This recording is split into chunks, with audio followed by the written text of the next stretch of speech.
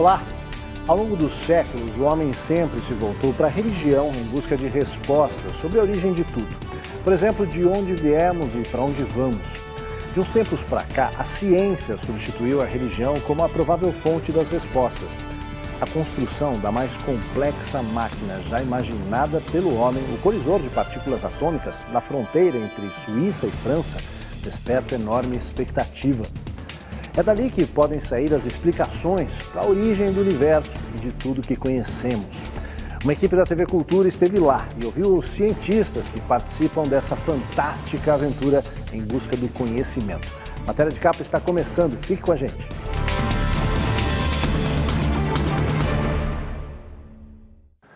A Organização Europeia para Pesquisas Nucleares, mais conhecida como CERN, completa 60 anos este mês.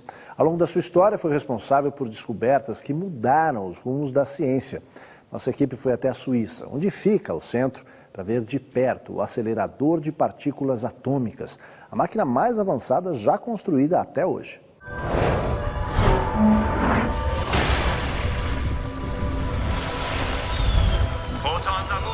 Um terrorista arranca o olho de um pesquisador e invade o maior centro de pesquisas nucleares do mundo, em Genebra. Depois, rouba uma pequena quantidade de antimatéria, suficiente para causar uma grande explosão, e ameaça destruir o Vaticano, sede da Igreja Católica. Os minutos iniciais de Anjos e Demônios, filme baseado no best-seller do escritor Dan Brown, deram fama ao CERN.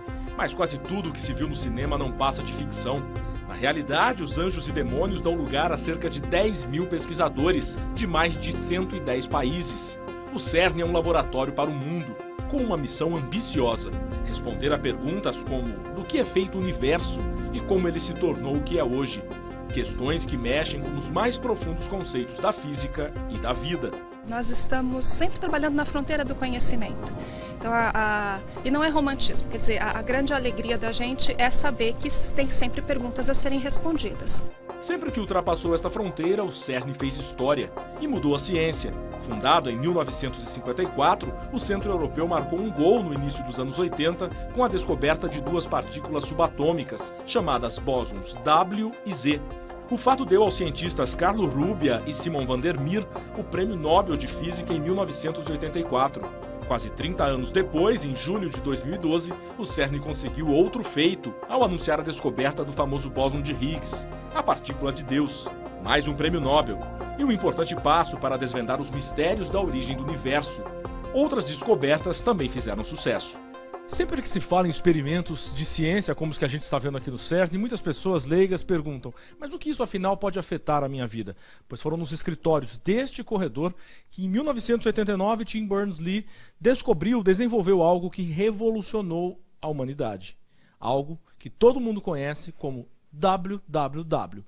Talvez um dos principais, se não o principal protocolo da internet. A ideia original era facilitar a troca de informações entre os cientistas, mas a descoberta abriu uma janela para o mundo. Começava para valer a era da internet. Agora, o CERN desenvolve outro projeto nessa área, chamado GRID, que liga em rede seus experimentos a milhares de computadores ao redor do globo. O país que cedia o Centro Europeu de Pesquisas Nucleares tem tradição em ciência. A Suíça foi a casa de um dos maiores físicos do século XX. Foi neste imóvel alugado no número 49 da principal rua do centro histórico de Berna, a capital, que em 1905 Albert Einstein desenvolveu estudos que mudaram as concepções da física. Um apartamento simples, com apenas 2 cômodos. Hoje, no local funciona um museu. O presidente da sociedade, que leva o nome do famoso físico, explica que a casa é importante porque foi onde Einstein desenvolveu seus maiores trabalhos antes de formular a teoria geral da relatividade. De acordo com Hans Rudolf Oert, o grande mérito do jovem Einstein foi fazer as perguntas certas. Ele tinha uma grande intuição para saber o que não estava explicado pela física até então, disse. O que impressiona mesmo para qualquer físico é pensar que alguém como Einstein, trabalhando 48 horas na semana, conseguiu escrever em apenas 6 meses 5 dos maiores trabalhos da história.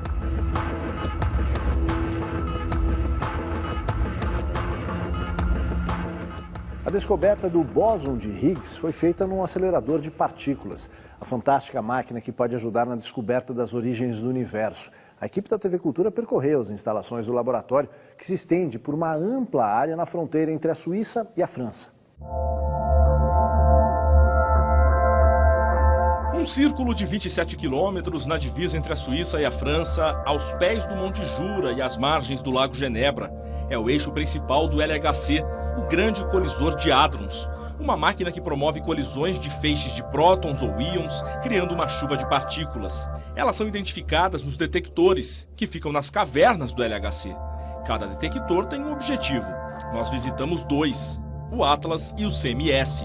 Isso só foi possível porque desde fevereiro de 2013 o acelerador está desligado. Parada técnica para manutenção e atualização dos equipamentos. As colisões devem voltar em 2015. Quando está em atividade, o complexo consome tanta energia que daria para abastecer uma cidade de 300 mil habitantes e gera um campo magnético 100 mil vezes maior que o da Terra. Cada ciclo de colisões dura até 20 horas. Nesse período, um próton, por exemplo, chega a andar mais de 10 bilhões de quilômetros, suficiente para ir ao planeta Netuno e voltar. São 11.245 voltas no acelerador a cada segundo. Durante a experiência, os detectores medem a trajetória e a energia das partículas após as colisões. Identificam o caminho que elas fizeram e a carga que deixaram ao cruzar certas barreiras. É com base nestas informações que os cientistas sabem se uma partícula é nova. Segundo o próprio Centro Europeu, as lições aprendidas aqui podem levar o homem às profundezas do universo. Um verdadeiro mergulho rumo ao desconhecido. Mas para chegar lá...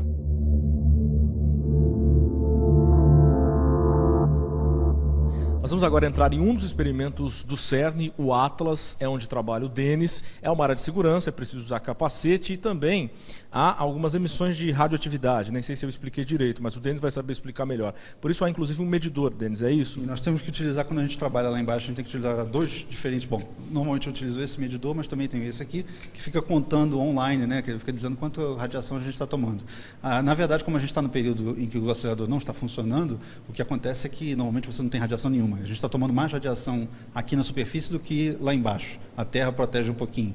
No Atlas trabalham cerca de 3 mil pessoas, de 178 institutos de pesquisa de 38 países. O Brasil tem uma participação importante. Está aqui desde 1994.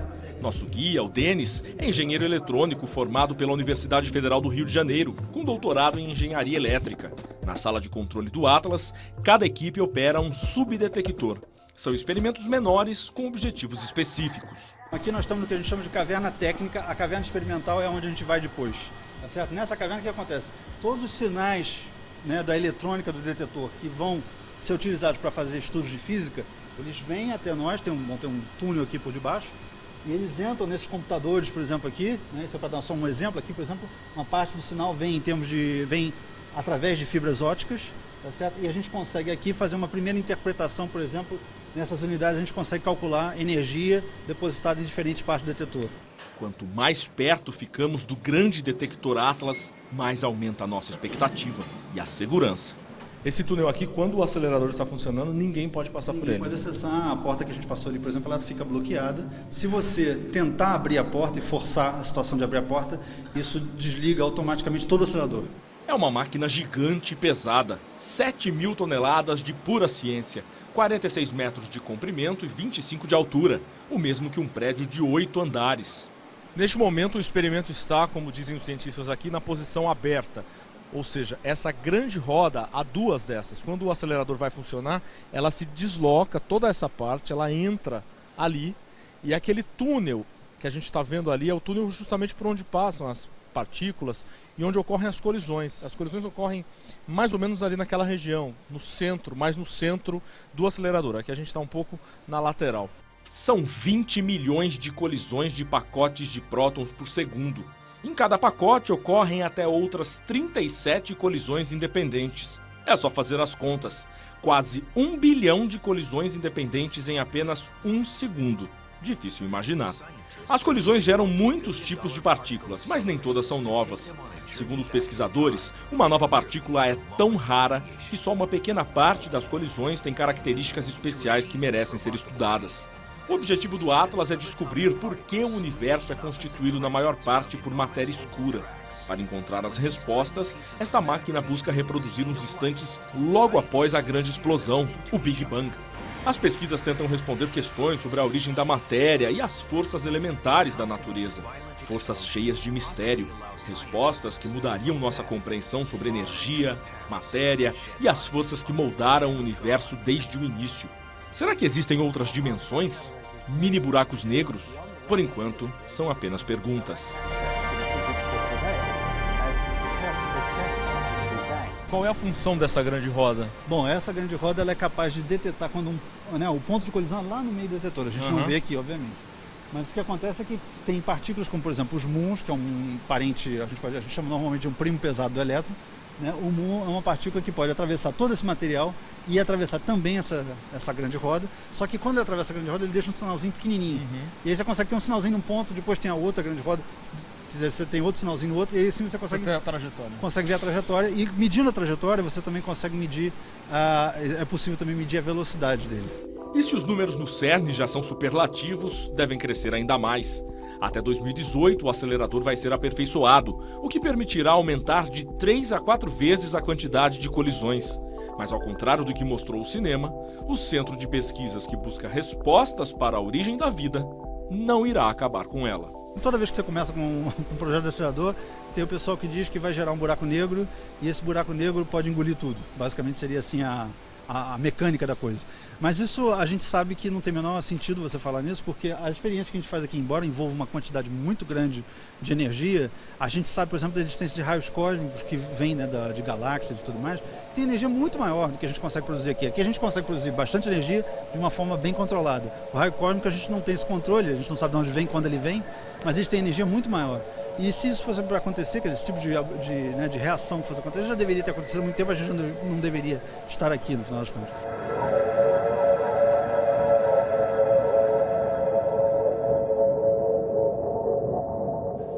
O acelerador de partículas é tão grande que foi preciso cruzar a fronteira e ir até a França para conhecer outra caverna laboratório do CERN.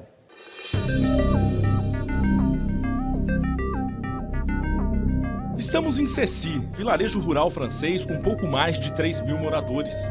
Aqui fica o CMS, outro experimento ligado ao acelerador de partículas do Centro Europeu de Pesquisas Nucleares.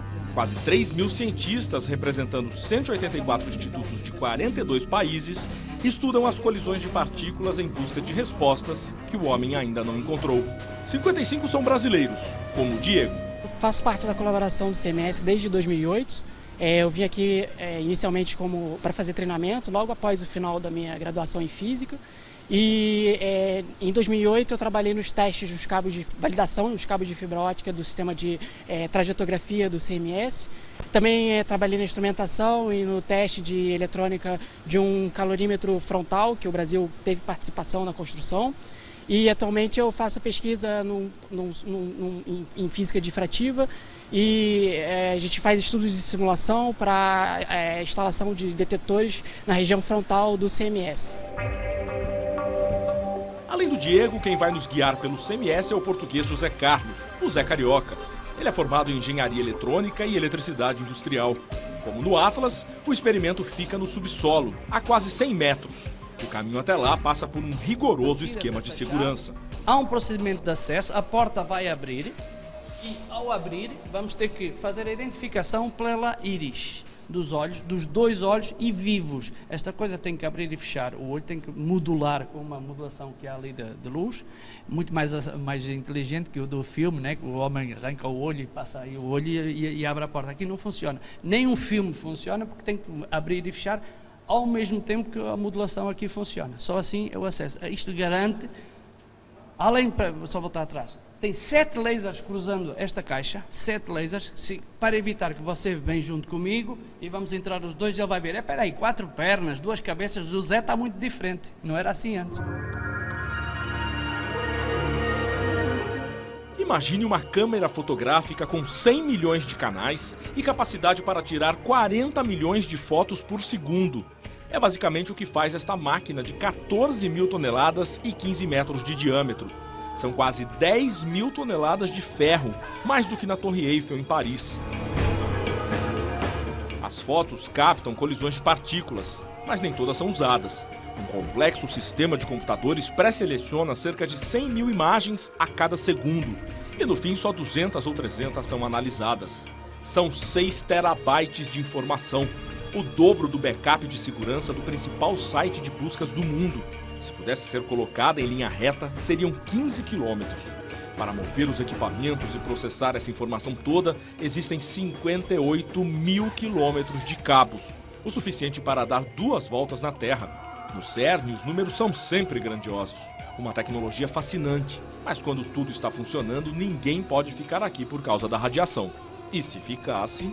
Você não consegue ver nada. A outra pergunta é o barulho que isto deve fazer quando faz colisões, né? Está no vazio. As colisões estão no vazio, no vácuo, né? Portanto não há ar, não há barulho dos protões. Mas vamos assim rapidamente dizer, ok, nós conseguimos ver todo o espectro visual da informação. O que você veria era milhões de tracinhos saindo das colisões, portanto prótons passando por você, pacotes de prótons passando por você e colidindo uns com os outros no centro do detector, mesmo no centro, o resultado da colisão são para outras partículas que já não existem, só existem desde o tempo da origem do universo, que foram recriadas durante o tempo de vida delas e serem absorvidas pelo detector e vistas pelo detector. Portanto, tu vês um mundo fantástico de riscozinhos, bolinhas passando, se decompondo em outras bolinhas, em outras componentes da matéria e estudavas a matéria. CMS e Atlas trabalham de modo complementar. Foi nestes 2 experimentos que a partícula de Deus apareceu em 2012, numa das fotos captadas em uma das bilhões de colisões. Uma raridade procurada durante décadas pela ciência e que confirmou uma das principais teorias que explicam a origem do universo. Será que estamos perto de responder a uma pergunta que perturba e persegue a humanidade há centenas de anos? Afinal, de onde viemos? Isso é claro que esse é o objetivo principal, é para isso que a gente tenta pesquisar, mas como você já viu, essas questões são questões extremamente complexas, que ainda existem, eu costumo brincar dizer que na cabeça de cada teórico, físico teórico, tem uma completa teoria completamente diferente de como é que o universo apareceu, né? E a gente tenta pesquisar para ver se a gente descobre qual é a teoria certa. Ou talvez não tenha nenhuma teoria certa e a gente tem que voltar para os teóricos e falar, vocês precisam trabalhar um pouco mais.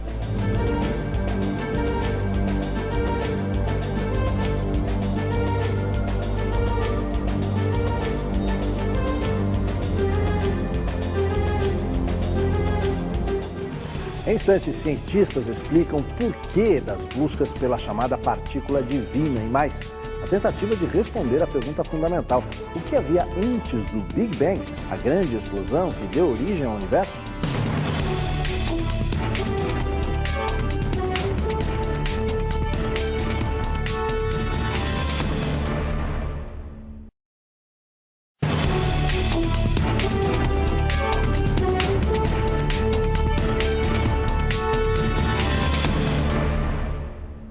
Nossa visita ao Centro de Pesquisas Nucleares Europeu seguiu até o local que funciona como uma montadora. É nessa área que são realizados os testes dos equipamentos utilizados nas pesquisas. Tudo que vai para o laboratório debaixo da terra sai daqui. É como uma planta industrial. É neste lugar que os profissionais do CERN desenvolvem e testam todas as partes do acelerador de partículas. Cada unidade do túnel por onde as partículas correm é checada minuciosamente. São pelo menos 100 horas de testes. No CERN, a segurança caminha ao lado da tecnologia. Os feixes de prótons aceleram dentro destes tubos, os magnetos. Mas não pense que todo o espaço é reservado para a passagem das partículas. Elas circulam pelo acelerador a quase 300 mil quilômetros por segundo, a velocidade da luz, dentro destas 2 tubulações menores, que se parecem com o escapamento de um carro. Um feixe corre numa direção e o outro no sentido oposto, cada um no seu tubo. Se um feixe vai numa direção e o outro vem e ambos são paralelos, como é que eles colidem? Não, aí você tem, quando você chega perto dos experimentos, aí você não usa esse magneto, aí você tem uma seção quase reta, quando você está chegando a uma distância de 100 a 200 metros perto dos detetores, aí você tem o que a gente chama de lente magnética. Você tem um sistema de magnetos que vão fazer com que o feixe desvie e entre em contato. Então, quando você chega perto, inclusive, do ponto de colisão, você começa a colocar... Num certo momento, você tem que colocar os 2 caras, os 2 feixes no mesmo tubo. Então, tem até uma peça que tem, de um lado, 2 entradas e do outro lado uma saída só. Nos 27 quilômetros do anel do acelerador existem cerca de 6 mil magnetos. Cada um pesa 22 toneladas. Na verdade, a maior parte do acelerador não é para acelerar. A maior parte do acelerador é para fazer o contorno dos 27 km e trazer de volta. Como é que você faz isso? Você faz isso utilizando o campo magnético. Os campos elétricos fornecem energia e os campos magnéticos guiam os feixes de partículas pelos tubos. A cada volta, as partículas ganham mais velocidade. Tudo começa com uma injeção de hidrogênio. Aquecido, o gás perde os elétrons e sobram os prótons, que se tornam uma espécie de combustível das experiências. As partículas são aceleradas dentro do LHC neste outro tubo. Durante o funcionamento, o acelerador usa muita energia. Por isso, precisa ser resfriado com gás hélio a 271 graus negativos. Só para se ter uma ideia, quando a máquina para, são necessárias 6 semanas só para os equipamentos atingirem a temperatura ambiente. Para fazer os experimentos, os pesquisadores do CERN desenvolvem tecnologias em diversas áreas, como a microeletrônica, novidades que já estão sendo aplicadas por muitas companhias e laboratórios ao redor do mundo. A medicina também se beneficia, principalmente com novas técnicas para diagnósticos. Esse tipo de material pode ser utilizado, tem um projeto, por exemplo, que já tá acontecendo há bastante tempo, tem inclusive outros que depois vieram, que o cara pega um material exatamente igual a esse e tenta conectar esse material com o nervo óptico para pessoas que perderam, por exemplo, o uso da retina. A retina do cara pifou, o cara teve um glaucoma, alguma coisa assim, então você conecta esse cara, né, esse material que consegue ter a mesma resolução espacial e o cara começa a ver pontos de luz.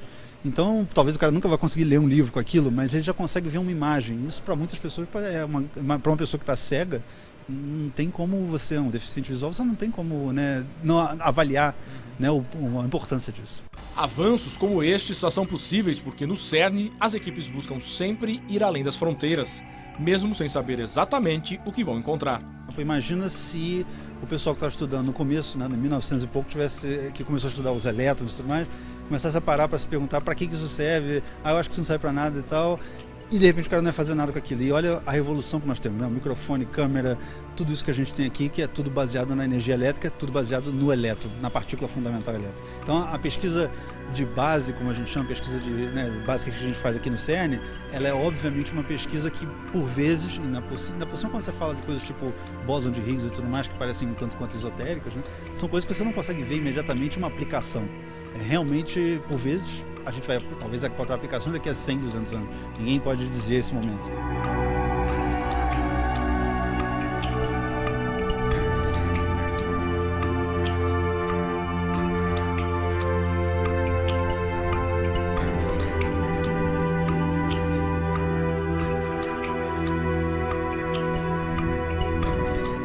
Quando as partículas colidiram e a equipe do CERN acreditou ter identificado o bóson de Higgs, uma grande alegria. Mas ainda faltavam testes para confirmar a descoberta. Em entrevista ao Matéria de Capa, pesquisadores brasileiros que trabalham no Centro Europeu falaram sobre a partícula de Deus e os próximos passos da pesquisa.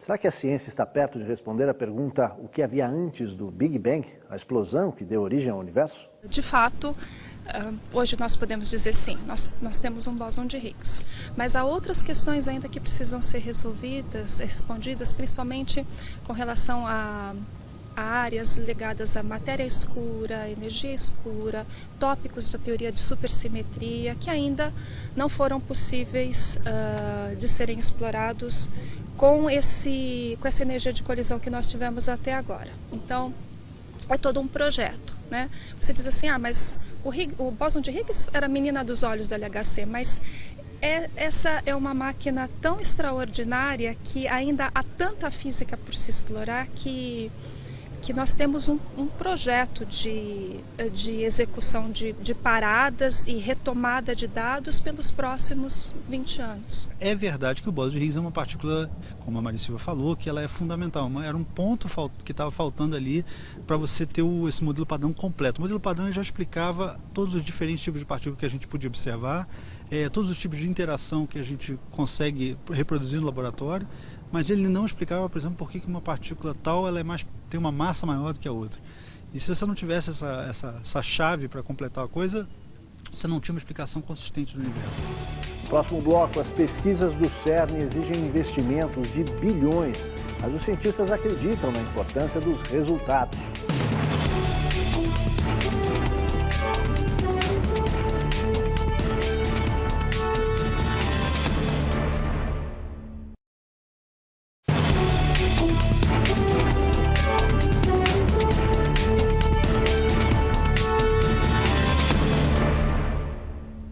O CERN acumula investimentos de 11 bilhões e meio de francos suíços, quase 30 bilhões de reais. Isso representa cerca de R$ 6 por cada cidadão da Europa. O Centro Europeu é uma experiência global. São 21 países membros que contribuem com o orçamento anual. A maior parte do dinheiro vem da Alemanha, França, Reino Unido e Itália. O Brasil participa dos 4 experimentos do acelerador de partículas e já colaborou com pelo menos outros 4 núcleos de pesquisas ao longo dos anos. Desde 2010, o país negocia sua adesão como um Estado associado, o primeiro da América Latina. Para isso, teria que contribuir com cerca de 10 milhões de dólares por ano. Em dezembro de 2013, o Conselho do CERN autorizou o acordo com o Brasil. Os termos da parceria estão sendo analisados pelo Ministério da Ciência e Tecnologia e terão que passar pelos Ministérios de Planejamento e Relações Exteriores. O acordo ainda terá que ser ratificado pelo Congresso Nacional.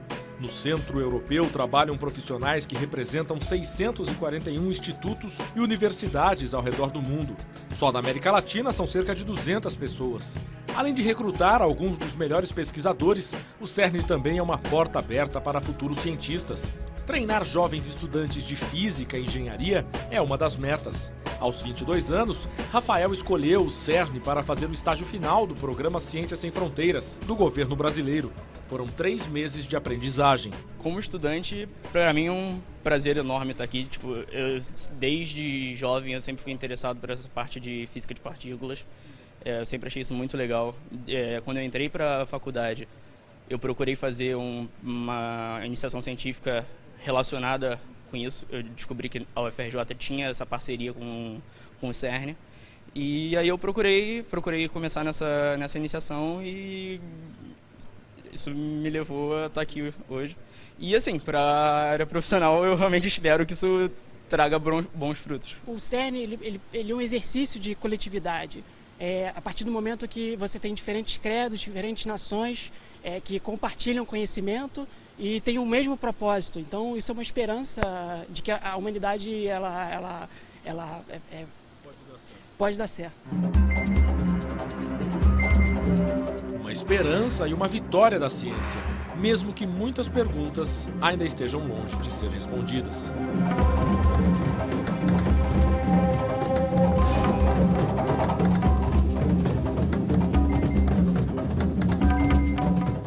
Levando-se em conta que a civilização atual tem apenas 2.000 anos, parece que foi ontem que os romanos andaram pela Europa, África e Ásia, espalhando os traços da sua cultura.